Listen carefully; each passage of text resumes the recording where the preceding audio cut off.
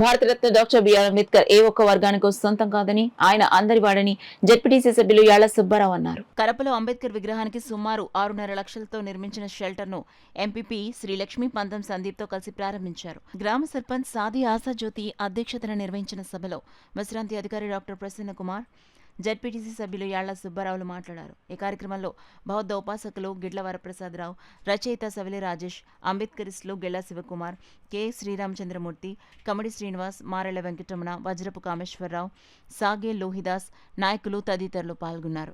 ఏ కార్యక్రమం చేసినా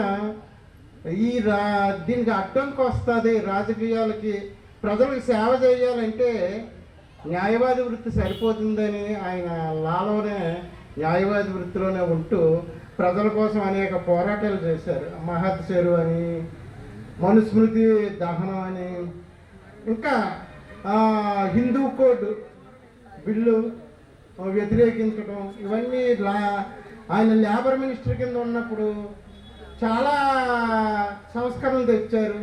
స్త్రీలకి సమాన హక్కులు ఇవ్వాలన్నారు. స్త్రీలకి ఇప్పుడు ఉన్నాయన్నీ కూడా ఆయన వల్ల వచ్చినవే. ఈ రాజ్యాంగంలో ఇవన్నీ పొందుపరిచి స్త్రీలకి, మన దళిత జాతి, నిమ్మల జాతి అనకుండా ప్రతి ఒక్కరికి అన్ని కార్యక్రమాల్లో ఒక మార్గనిర్దేశం చేశారు. ఆ రాజ్యాంగాన్ని రాసేటప్పుడు కూడా 7 సభ్యులతో ఉన్నా సరే ప్రతి ఒక్కరూ రకరకాల కారణాల వల్ల దూరం వెళ్ళిపోయినా, ఈయన ఆరోగ్యం క్షీణిస్తున్నా సరే పట్టుదలగా ఆ రాజ్యాంగాన్ని పూర్తి చేసి మనకు అందించారు.